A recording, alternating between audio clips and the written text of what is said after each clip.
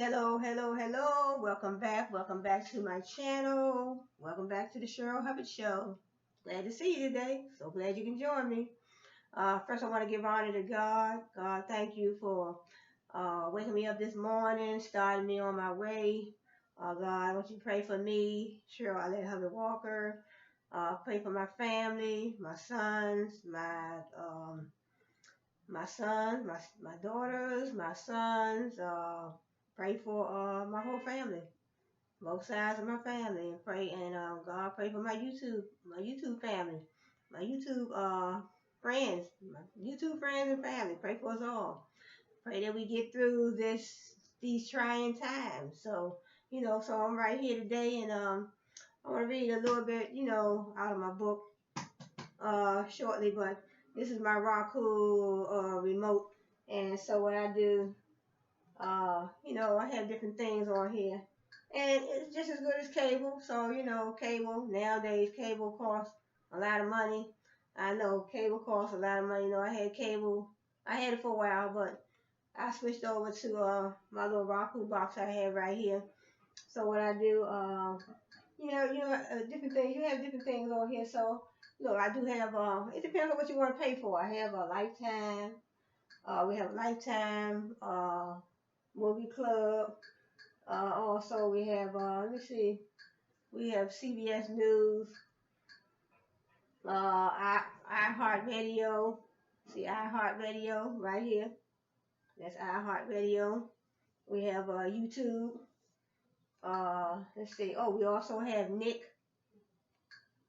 We do have Nick. We have Tubi. Tubi, where you have free movies and everything. So it's pretty good. It's all right with me. 'Cause my son, he was like, Mom, I like I like cable. He said, I like cable because the kids want to be able to flip the remote. I said, yeah, but it depends. It depends on if you feel like you want to spend, or you want to spend some money or you want to save some money. I'm all about saving. So, and then so because I have access, let me start from the top.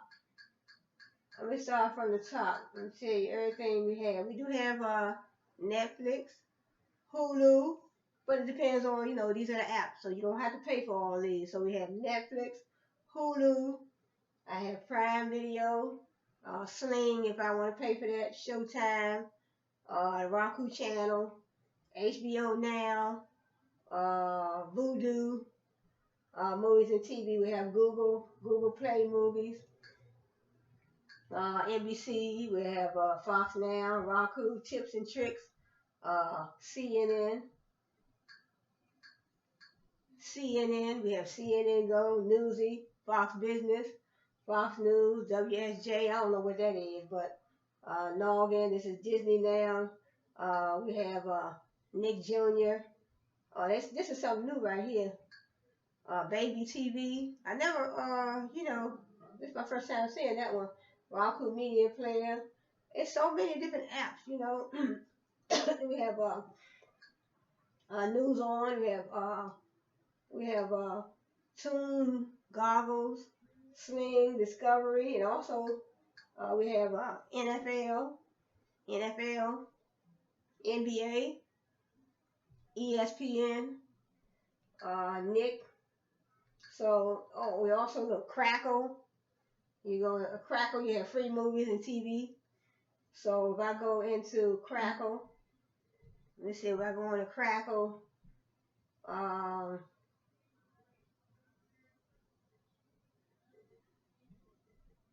So we go into Crackle and see what they talk. I mean, I used to go on here and say, watch hand-picked movie series and exclusive originals for free. Log in for free.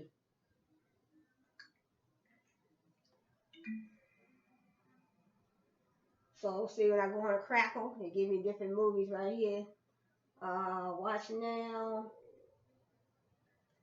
Oh, it has a nice. Let me see.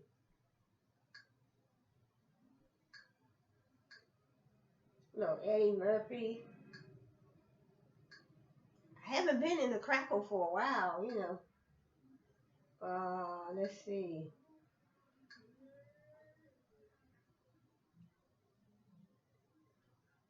I guess that's all. I had to go up.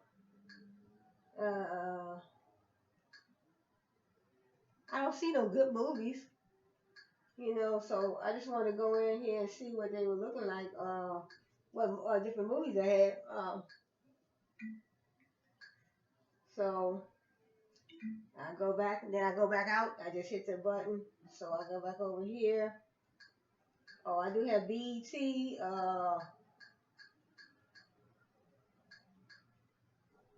Showtime. So Showtime, I don't pay for Showtime, but I do have Showtime. You have Sling. So they have a lot of different, a lot of good apps. And look, this one right here says kids and family on the Roku channel. Kids favorite streaming free. I want to go to let me go to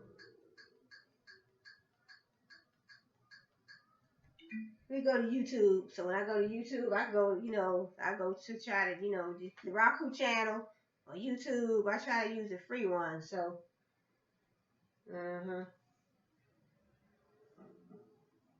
so YouTube.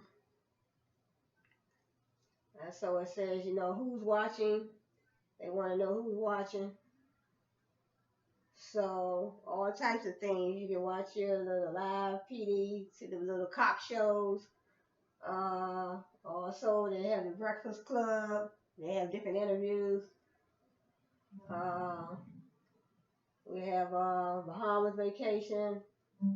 Also, look, Best Before Dates, how supermarkets tamper with your, different things. And then they have, you got Steve Harvey, Ask Steve Too Much Swagger, different shows. So I want to see if they have, let's see if they have, let's do,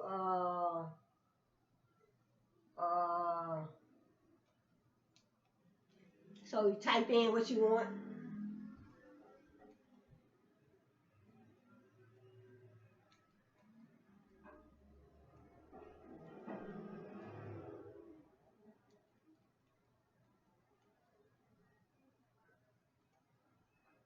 Okay, there we go. We got Frozen. Let's see. Frozen. It said Frozen, Let It Go, Sing Along, official Disney UK. We got Disney's Frozen, Let It Go. You can watch the whole movie free now. Let It Go sequence. See right here, Frozen 1 full movie. Yeah, Frozen 1, you can watch the full movie right here on YouTube.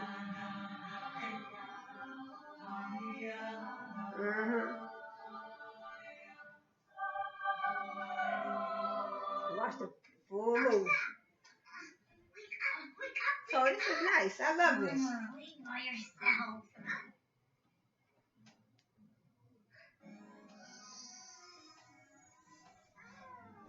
So I'm just gonna turn it down a little bit, so it won't interfere with me, talking. So I love this movie, Frozen. Then they also have a new movie out, Frozen 2.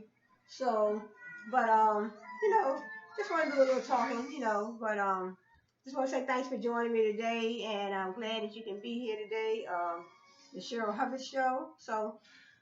Just want to say, I was just watching the news and they're trying to get, a lot of things are still closing down. So just want to say, I'm not going to go into it too much today, but just want to say prayers. My prayers go out to the world, go out to everyone as we deal with this unwanted situation, with this coronavirus. So, but a lot of things closing down. So, right here in D.C., they are closing the bars and the restaurants down starting 10 o'clock tonight. And so they're asking older people, don't go out. Don't go out. And they said, avoid large gatherings of 10 or more people, so I'm inside, I am inside. And so, that's how that goes. But I just want to ask God, just pray for me and my family, pray for the YouTubers out there, and pray that we can, get a handle on this. Pray that the health department, so they have a nice strategy, a nice plan to help us. They're hoping that it can die down, that it can come to its peak around June, according to the news. So hopefully before that. And so don't want to say too much about that right now, but we all been watching the news. So the CDC, the Center for Disease Control, the World Health Organization, you can still go to their website and check them out and keep up to date. So, but right now, I'm just going to I want to just read a little bit out of my book, that I have. This book right here is called You and the Law. So,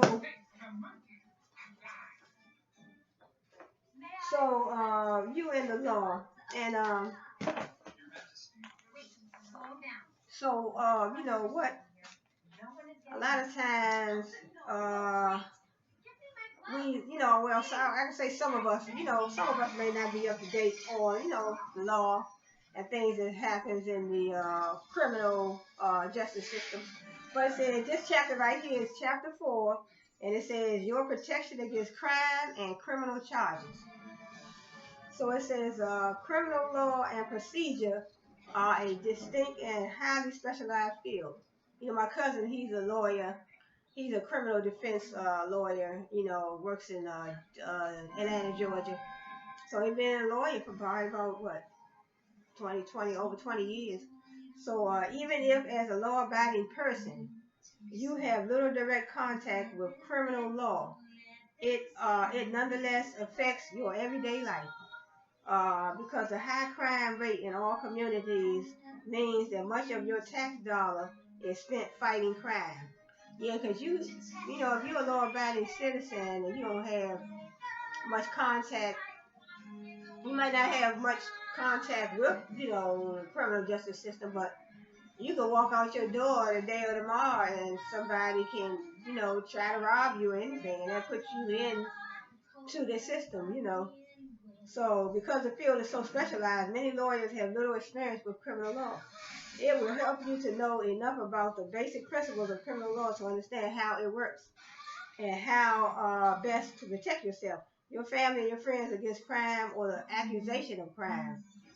You can just be accused of something that you didn't even do, and you are a law-abiding citizen. So so varied are the crimes that men and women and children commit that no one book can cover them all.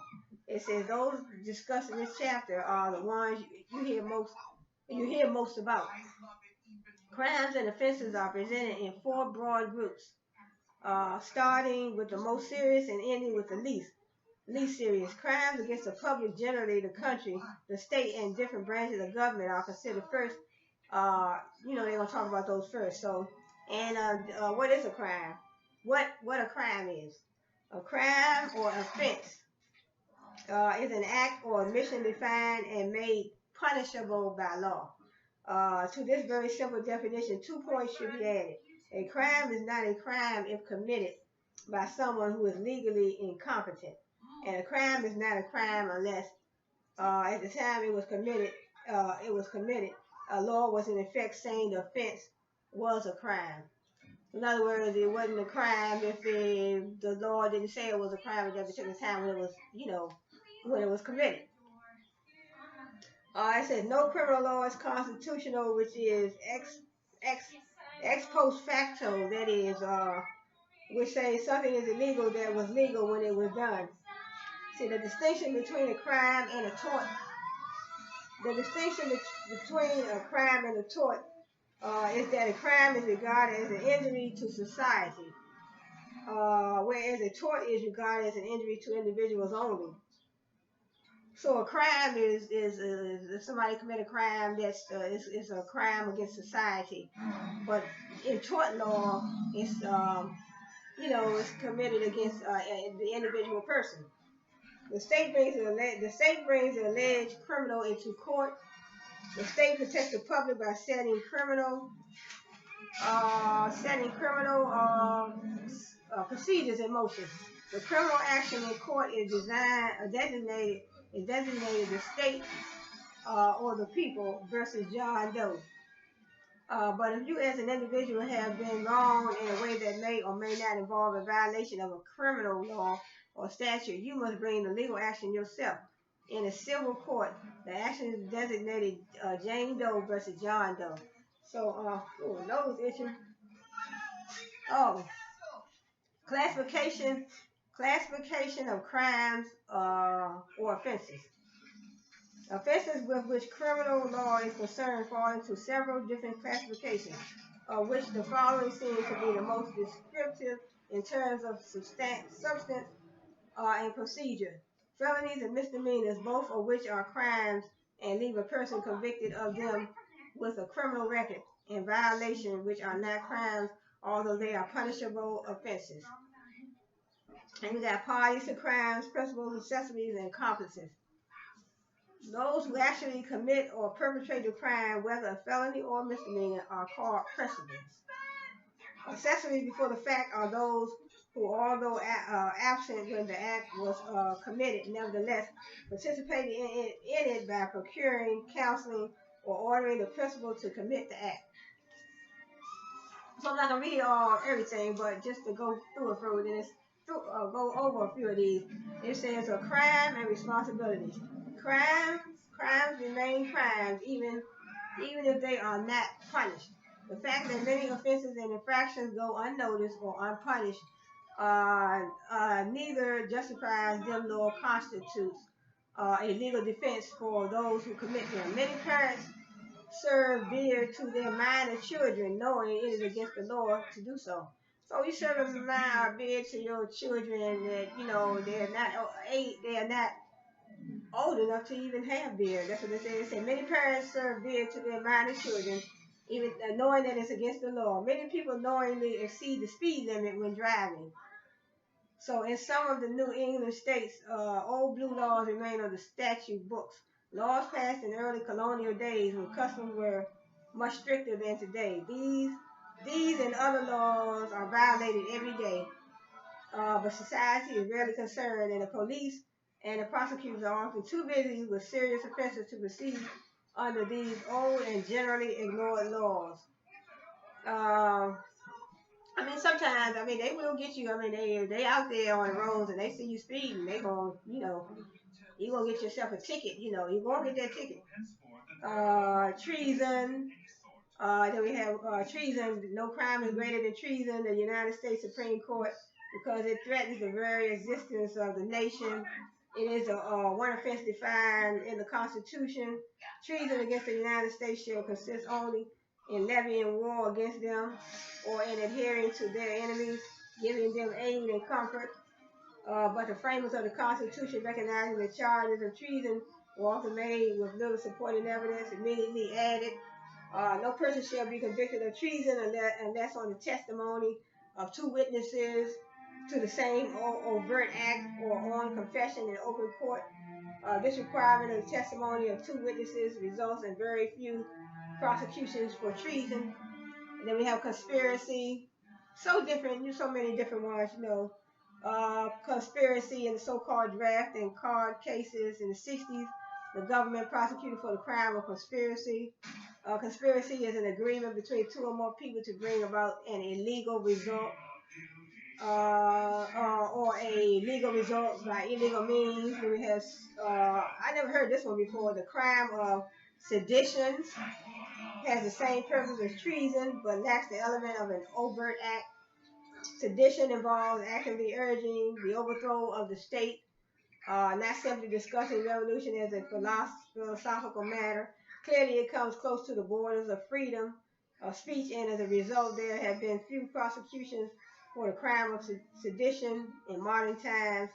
Then we have contempt. The crime of criminal contempt has been charged in many recent cases, challenge the dignity and authority of a court or of a legislative body. If it takes place in court itself, in a courtroom and before the judge, there is no question that the judge has the right to order the immediate punishment of the offender, what has not been established. So in other words, contempt. You on a jury duty and you serving on jury duty, and judge tell you don't talk to the other jurors, and you talk to the other jurors, and the judge sees you, he can hold you in contempt. So that would be a contempt. Then we have perjury, and you lying in court under oath. The judicial process would not work very well if people felt free to give false testimony in court. So if you have to testify and they tell you to hold your hand up and repeat after me, and they say, well, they say, I don't know the exact words, but they say you said you agree to say, you agree to tell the truth and nothing but the truth. So help me God. So when you say something like that and you hold your hand up and you have to testify. So if you lie, that would be perjury. Escape and associated crime. Escape is a crime of getting away from lawful custody without the use of force. Breach of prison is a crime of getting away from legal custody by the use of force. If you get into a street fight with several demonstrators and are taken to the police station for booking, but manage to skip out the back door in the general confusion, you have committed the crime of escape. So they got you there, they're questioning you, and you slip out the back door. So that is a crime of escape. Then we have your duty to help. Your duty to help the police. You have a duty to help law officers make arrests or prevent crimes if they ask you to. And your failure or refusal to do so is a misdemeanor. So they ask you to help, and they ask you a question and they ask you to help them, and in other words, you saw a crime or something, and you don't, then you get yourself in trouble. Or it says a policeman may jump into your car and order you to follow their cab, even if you are on your way to a big date. You had better do as he asks. Modern statutes recognize the administration of the law as handicapped or frustrated by refusal to give an officer the assistance he is authorized to demand. So I'm like, you jump in my car, say you need to, I'm like, you can go ahead and take the car and go on your own. It don't make no difference to me.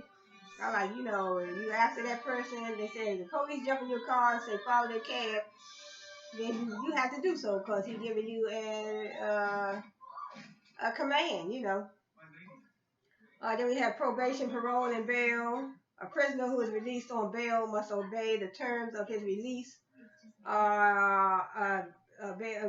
His release. Bail is money that is put up as security for the prisoners being on hand when his case is brought to trial. The crime of jumping bail is failure to appear. Compounding a crime, because a crime is an offense against society as a whole. And that the individual victim has no right to enter into an agreement with a criminal that would prevent or avoid or delay his prosecution by public authority. You may accept the return of the silverware, but if you agree not to tell the police, you are compounding a crime and may yourself be prosecuted for a felony. See, the burglar who breaks into your house at night and steals your silverware may decide the next day he made a big mistake and offer to return all he stole. Right, but you may accept the return of the silverware, but if you agree not to tell the police, you are compound.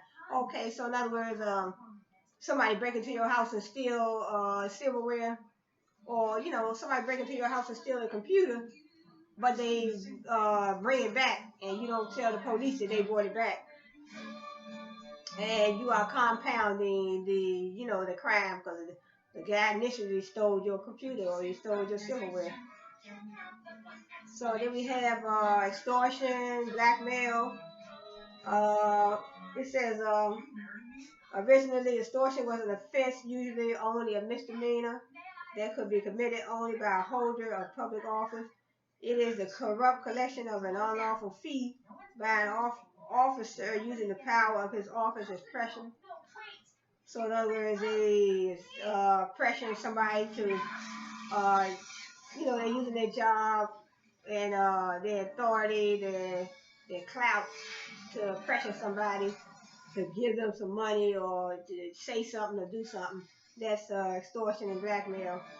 So they pressuring that person to, hey, say this or do this, I'll give you this, or so that's extortion and blackmail, because it says the building inspector who demands $100 or even $10 for certifying your building is safe and sound is guilty of the offense of extortion. See, a building inspector who demands $100 or even $10 for certifying your building is safe. It says the man who says that unless you pay him he'll publicize an event in your past you'd rather keep forgotten than blackmailing you. It's extortion by a private individual. Criminal libel. The great majority of cases involving libel are civil wrongs or torts. See, that's a song I like right there on Frozen. Love this song. Mm. Love that song. Elsa. So criminal libel. Then we also have a forgery, counterfeiting, bribery. You know, all these. I tell you right here how to spot a counterfeit bill. The best way to detect a counterfeit bill is to compare it with a real one of the same denomination. So in other words, you see I think the ink is different on those counterfeit bills. So in other words, you see match it up with a real bill. You know, real. It says Federal Reserve seal and letter. So then we also have misconduct in office, interference with a jury, obstruction of justice. Obstruction of justice is a general phrase used to cover offenses in which a conscious effort is made to interfere with the proper functioning of the courts and of police officers. So in other words, if they investigating the case, police officers, and they, and you get in the way, you in the way of them conducting their investigation, then you could be obstructing justice. Disturbing the peace, you're making a lot of noise, you live in an apartment down below, you live in an apartment upstairs, or you live in an apartment down below, and you're playing your music so loud, and your neighbors come down, so, I play my music, but, I don't have any problem with my neighbors because we're on pretty good terms, so a lot of my neighbors, they play their music, they don't bother me, play their music, but, we don't play them, but we don't play our music, but so loud. So we play our music, but we don't have, we not, how some neighbors are. They don't get along, but I get along with my neighbors pretty good. So I play my music sometimes. They play their music, so we don't have any problem. So we've been on each other for a long time, and but some people they do have that problem. Unlawful assembly. Unlawful assembly is an offense only in some states. It is an assembly or gathering of 3 or more persons with the intent of committing a crime by force or with the intent of carrying out a common purpose in such a manner that reasonable persons in the neighborhood would fear a breach of the peace. You got riot. A riot, on the other hand, is strictly defined as the actual execution by 3 or more unlawfully assembled persons of their common purpose in such a way as to create public alarm. So in other words, I think it said, 3 or more people unlawfully assembled persons. In other words, you up to no good, unlawful. So in other words, you doing something that you don't have no business doing. It's 3 or more. So that would be unlawful assembly. You gonna commit a crime, or you already committed a crime, and y'all up to no good, and you got devilishment on your mind. So then you got riots, you got forcible entry and detainer. Forcible entry and detainer is sometimes called criminal trespass. A civil trespass is the deliberate walking on another person's property without his permission. So you're walking on somebody else's property and get off their property. Get off their property, walk on the sidewalk. And then another thing, you got your weapons laws. Carrying weapons is something you can do in some states with no worry whatsoever. Yes, some states do have open, what they call it, I don't know if they call it open concealment or open law, open weapons laws. In some countries you can, some states, you can, walk down the street with your gun on your hip. And I'm like, really? I don't see how in the world something like that could be. Me, I'm just like, sometimes that's why you gotta do your research and check out before you move. I don't want to be living in no state where can walk around with a gun on their hip. No, no, not me, really. They can pull a gun off their hip and just, what if they get mad at you over anything and just pull a gun out and start shooting? And you got your gun out. I don't want to walk around I don't want to be in no state where that is legal. So, that's just me. Because it says weapons laws. It says carrying weapons is something you can do in some states with no worry whatsoever. That's what it should have said. But in other states and in many cities, you are clearly violating the law. Right? That's what I agree with that. Most states do make it a felony to carry a concealed weapon. The statutory differences concern the carrying of unconcealed weapons. Then another law that got vagrancy. Soaring welfare costs of the second half of this century should not bind us to the existence in many states of what are known as vagrancy laws. These laws make it an offense for one who is capable of self-support not to support himself. The intent of legislation in New York State, for example, was said by a court to be to compel individuals to engage in some legitimate and gainful occupation from which they might maintain themselves and thus remove the temptation to lead a life of crime or to become public charges. A vagrant, by this definition, is a man or woman without visible means of support who, although capable of earning a legitimate living, does not do so or makes no effort to do so. It is not unlikely that this basic concept of a man's duty to keep himself from being a public burden will attract revived interest in the courts, especially as the welfare laws are rewritten to ensure that everyone has an absolute minimum of financial support. The soaring welfare costs of the second half of this century should not blind us to the existence in many states of what are known as vagrancy laws. These laws make it an offense for one who is capable of support not to support himself. So that seems like, if you can't support yourself, and vagrancy, I really don't understand this one here. Because sometimes jobs may be hard to find, and you might just be unemployed, and you might not be, So I do all my little on the side business ventures. So I do my little bit. So I consider that employment to me, So I have my little website set up. I write my books, and I have my sales platforms. So, but then I do my little ride share every now and then, with VIA, little ride share. So that's, to me, that's employment, So, but this is a book right here. I don't know how old this book is, but I guess that law is on the book, vagrancy. Then you have another one called bigamy, adultery, incest. So it's a lot of different ones, on here. And then we have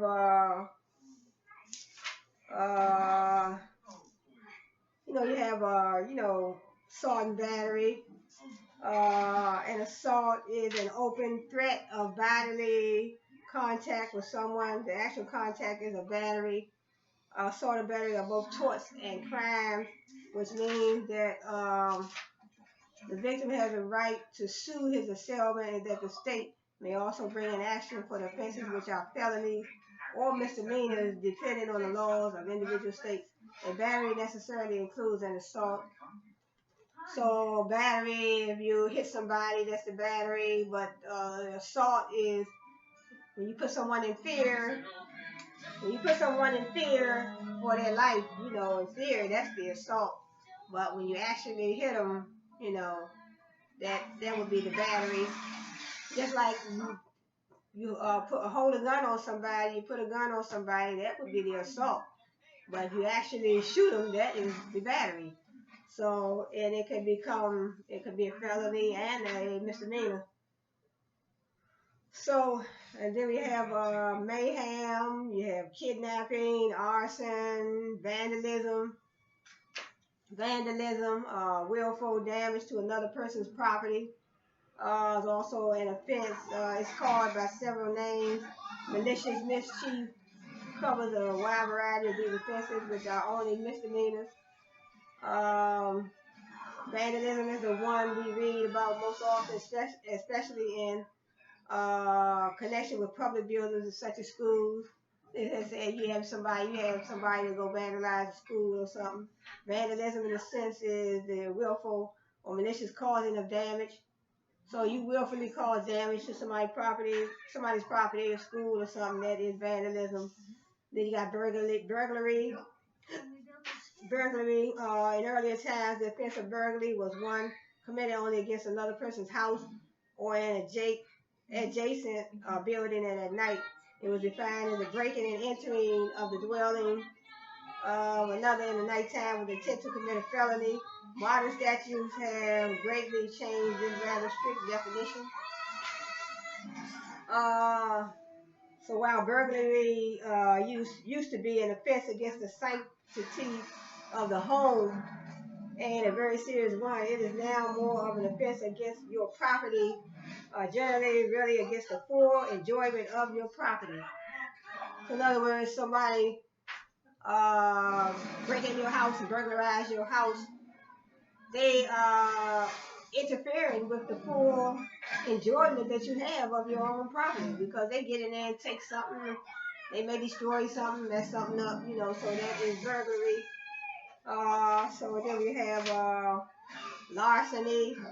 Larceny is the felonious taking and carrying away someone else's personal property without his consent, without the intention of permanently depriving him of its use or possession. So somebody come in my house, or somebody go in my car and steal my radio out my car, my stereo player or something like that.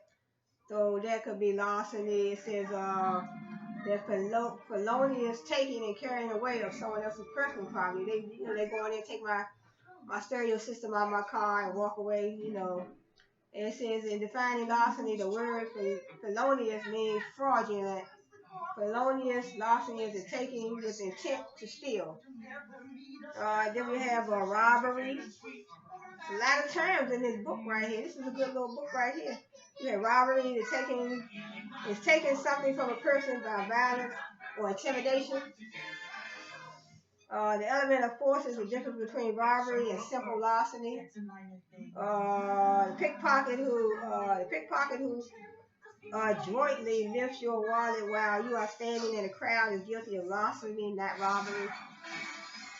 The mugger who stops you on the street, knocks you down in a scuffle, and snatches your wallet has committed offensive robbery. So in other words, he knocks you down, hits you in the face, knock you down, hit you in the face, take your wallet. That's robbery. So that's a difference. There's a difference between I had me some Fuji water. With my mouth, I get to talking and reading, so I had me some water. So mouth gets dry. Make sure she's safe. And then I had me some got me some crackers right here with tuna fish. Crackers with tuna fish.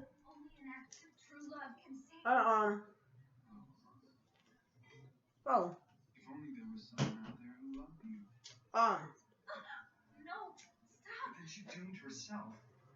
Robbery is widely regarded as a felony. I already have. Receiving stolen property. I mean, yeah, these some good. I mean, you gotta keep up to date on these type of things. She was killed. By Queen Elsa. Sometimes I watch a little cop shows too. What happened to the picture went down. Let's see. Let's see.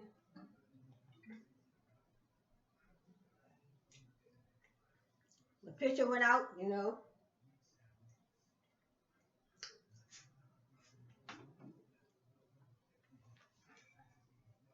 Or these tuna crackers with tuna fish that give you a lot of protein. Mhm.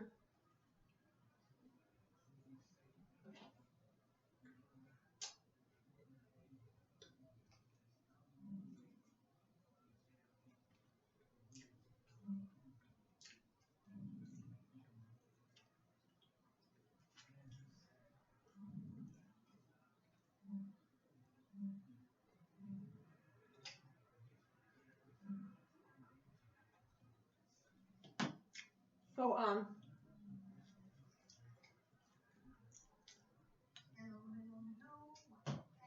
Cheryl Hubbard show. Uh, um, Receiving stolen property. Accepting property acquired by larceny or robbery is now a distinct statutory offense, generally a felony. So in other words, if somebody stole somebody, say for instance somebody went and stole some stuff, and they trying to give it to you or sell it to you, and you like, but they lied to you. They lied to you about where they got it from, but they really know that they stole it. But they lied to you, but and then the police approach you and say, I can get you for receiving stolen property. But your only defense would be, hey, I ain't know it was stolen. You know, when they sold it to me, he told me that he bought it from the store and he just didn't want it no more. So that would be your only defense. But if you don't have no defense as to say, hey, receiving stolen property, then that is a crime. So then we have embezzlement. Embezzlement is a relatively modern offense. It is the illegal use or taking of personal property by someone to whom it was entrusted or who acquired it legally. So in other words, it said a bank teller who uses your deposit to bet on the races or to pay his personal expenses. Dealer who mingles with his own money the funds you gave him to invest on the stock market. The building manager who takes your cash rental payments and uses them for himself.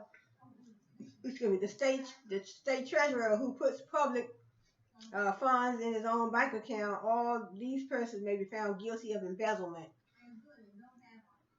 So you deposit your money in the bank, and the lady, instead of putting it in your account, she take your money and bet it on the races. That's embezzlement. Um, and then we got obtaining property by false pretenses. This is an offense which means pretty much what it says. It is a statutory offense which may be either felony or misdemeanor depending on the value of the property falsely obtained. These statutes refer to is what one court has described as personal movable things, not real estate. The false pretense may range from clear misrepresentation or fraud, infancy or immaturity. And then we have coercion. We have mistake of law. Let's see what mistake of law. Almost everyone has heard that ignorance is no defense in the eyes of the law. Your ignorance of the law is inexcusable. My husband always told me that. Ignorance of the law, right here says ignorance of the law is no excuse, but I said it differently. If you are caught exceeding the speed limit by 10 miles an hour, you will not get very far with either the arresting officer or the judge before whom you appear if you complain that you didn't realize how fast you were going or that you thought the state speed limit had been raised. So in other words, you're telling a lie. Mistake of fact. An honest mistake of fact will often serve as a defense against a criminal charge. When you cross over into your neighbor's yard to take back the lawnmower you loaned him and accidentally take someone else's, your mistake will excuse you from being convicted of larceny. In other words, I let my neighbor my coat, and she had it up on the porch. But I mistakenly went over there and got it, but I mistakenly took something else she had on the porch, her laptop. But I mean, How can you make a mistake from a laptop and a coat? But that's what they're saying. If you just made a mistake, so that would be a mistake, So they would excuse you. So what? It's dark. I thought that was mine. But then you have duress.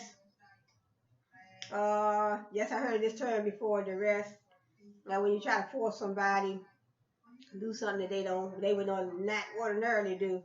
So duress, it says a mistake of law or fact, offenses committed under duress or threat, because criminal intent is such an important element of a crime. Yep, criminal intent.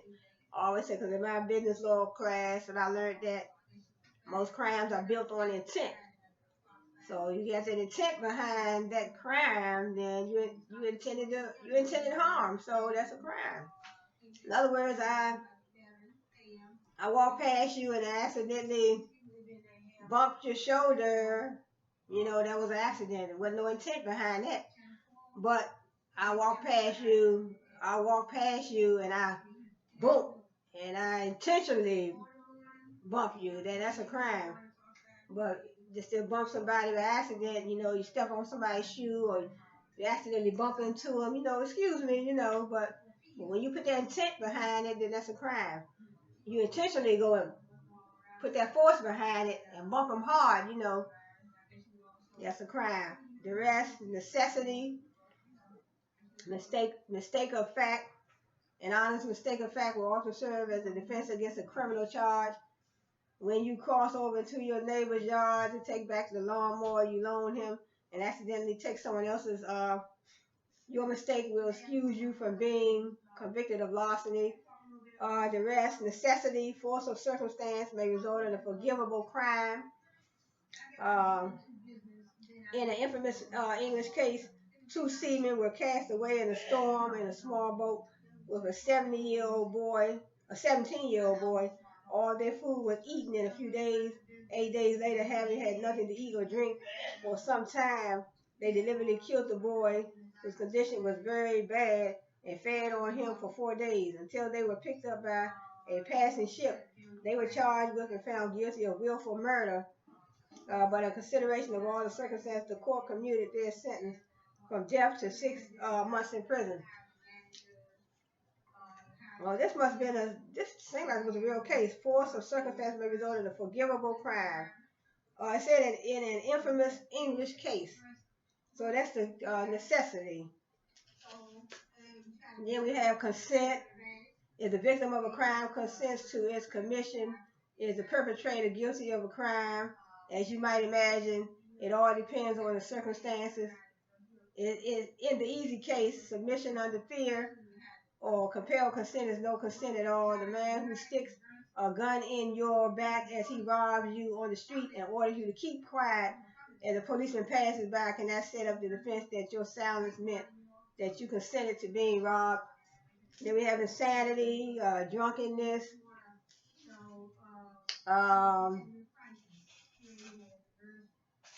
If you acted, okay, now here going on the court system.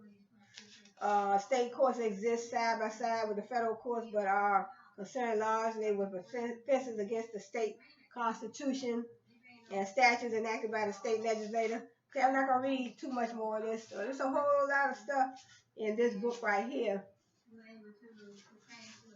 So it is a whole lot of stuff. So I'll stop right here. Then we also have remedies for breach of contract, defenses to actions for breach of contract. If your contract has been breached, the law allows you damages in order to award you a sum of money that will put you in the same position as if the contract had been performed.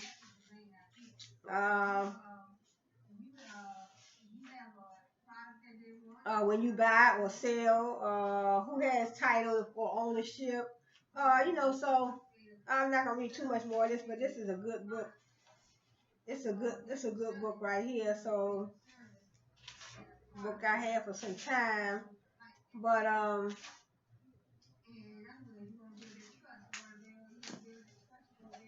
so this is a good book right here. So it got a lot of good stuff in there. You and the law. So I want to get some more, give me a little bit more of this water.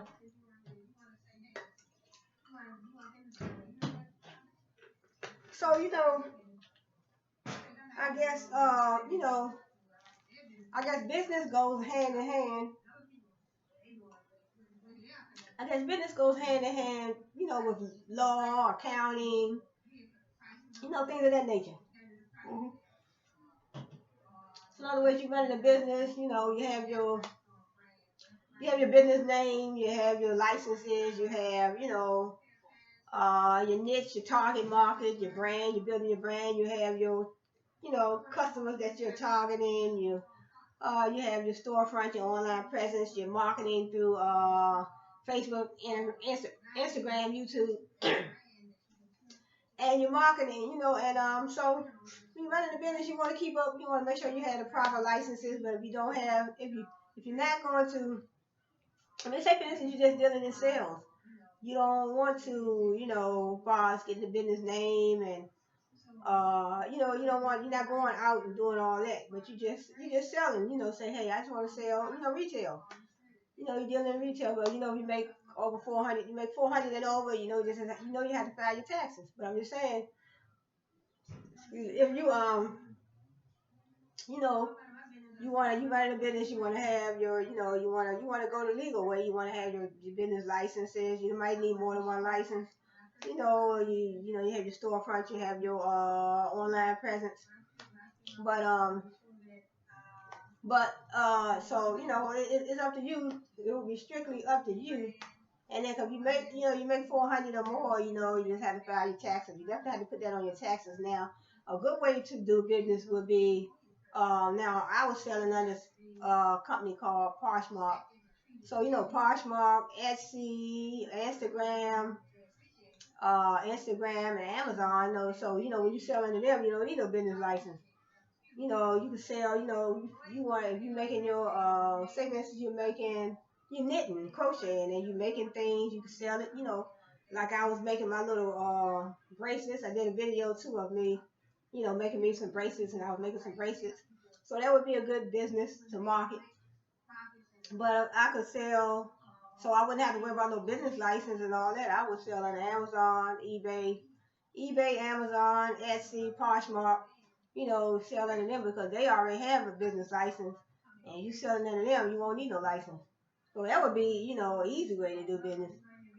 So now I had an LLC last year.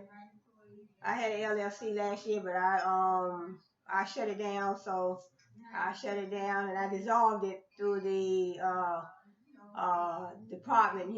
I went to the website, Consumer and Regulatory Affairs website, and shut the business down because I kind of, you know I actually, in other words, I guess when you analyze something, you analyze it and you think about it, and you look things over and you say, you know what, is this the right thing for me to be doing right now? So I had, I know my husband had a business some time ago. He had his business when I first met him. So he had his license, business license, occupancy permit, and all that. So I've always been interested. So he really inspired me to deal with, in the business, to deal in the business world, to enter in the business world. So, because when I first met him, he had all of that. He had business license, occupancy permit, and nice, uh, sizable amount of inventory. He was selling men's suits, shirts, and ties, and so I did help him with his business. And so that inspired me to go, to Strayer University, and my major was business. So that was a great inspiration to me. So and to this day, I'm still interested in business. So I'm still interested in business, and business is, very very interesting to me. But so like I said, Amazon, eBay, Etsy, Poshmark, and but sometimes then, dealing with that target market, sometimes that is it's a cool way to go, but sometimes you might not get that many. It's like a hit or miss. You might not get that many customers, and you might get a lot of customers, and you might not. So that way, that's why I would love to have me. I would mind doing that, but I would mind having my LLC again, limited liability company. So in case anybody try to, if they try to sue me for any reason, they can't get into my personal assets, my personal bank accounts, my credit union, checking and savings to that nature, things of that nature. They could not get into those accounts. So so LLC is would be the best. The lawyers always told me, say, LLC would be the best. That's the best way to go. So so when I started out, I did start out with Poshmark and eBay and Amazon, Etsy. I had some things on Etsy too, and then they also have a website called OfferUp. And then I was selling with Threadflip too. It was a website. It was just like Poshmark. They called Threadflip, and I was on there. Threadflip, so I was on there for a while selling, my ladies' pocketbooks. So I would purchase my pocketbooks. I would purchase my pocketbooks wholesale, sell those retail, and so I sold them for a while. Sold on eBay and Amazon. So my next plan is I want to get my I have 3 books that I wrote. They are in the Google Play Store at this time under the ebook section. So check them out. Since we are twins, um, we have autism, and my brother Billy is different. So those are my 3 books, and they are under the ebook section. So you go to the Google Play Store, and that's where they are. The author by author Cheryl Hubbard. So, but I have my 4th book. I just have to, that's finished, but I have to type it up in Microsoft Word, and then, submit my file to the Google Partner Center. And so, just working on just things to work on, and so those are the things that I have, completed. So, so in other words, if you wanna write your book, you wanna write a book, you wanna sell on, those platforms that I mentioned, Poshmark, and but some people are more successful than others. I didn't find that I was too successful, but I did sell on Poshmark, Etsy, Amazon, eBay, but I wasn't all that successful. So I wasn't all that successful, though, so I didn't continue. So I didn't continue, Let's see what this is.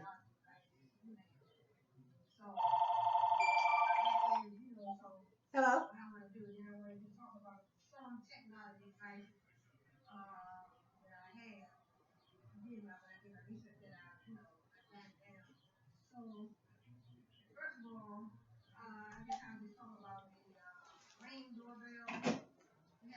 Yeah, so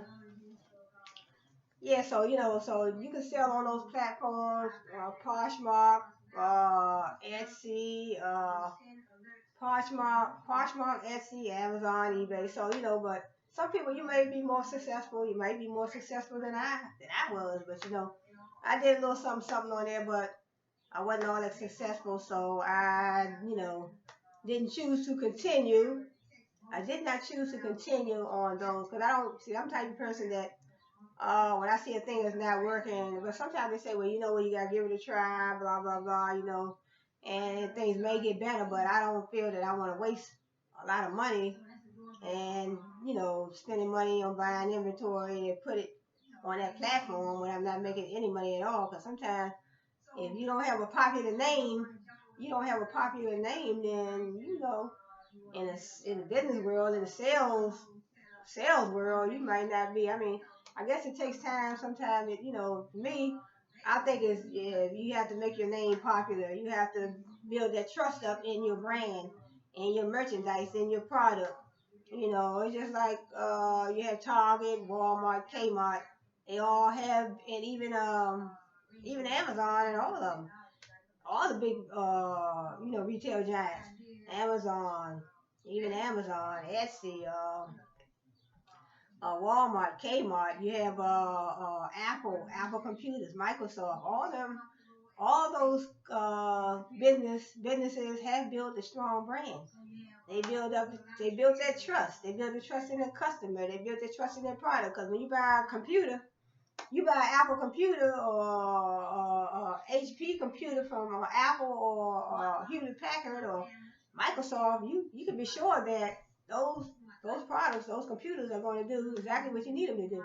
So they build up their trust over the years in their customer, and they build up the trust in their customer. They build up the trust in their product, their brand, their customer service, their personal brand, their company brand. So you can trust that brand. You don't mind purchasing. So I guess I didn't build up that trust in those products that I was offering. Well, a lot of times it wasn't nothing that I was making. It wasn't like it was nothing that I was making. For you not to trust. In other words, the say for instance, I made my own pocketbooks and I made my own computers and I was trying to sell them, but I was selling pocketbooks, but it wasn't no pocketbooks that I made. So it wasn't like I had to build the trust up in something that I was making.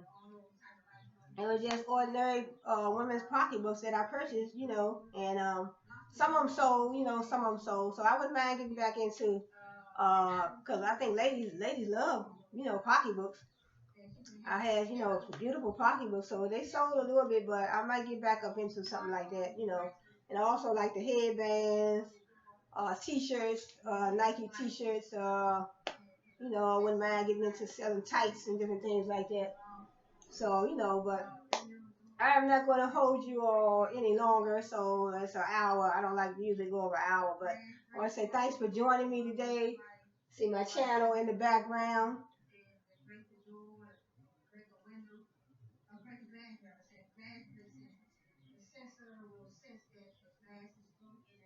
That's the Cheryl Hubbard Show on the YouTube channel. Talk about technology devices. So I'm not gonna hold you too long today. So it's already been an hour. I want to say thanks for joining me. Prayers out there to the world that we can get rid of. Prayers to my YouTube family and friends.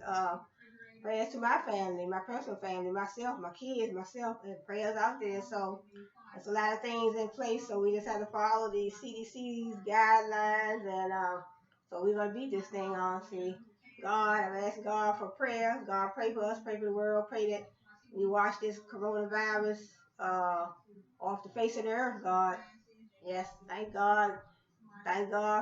you, God, for blessing me and praying for me and keeping me safe. And pray for the world. Pray for I guess we can call it a wipeout, a washout of this coronavirus. So thanks for joining me.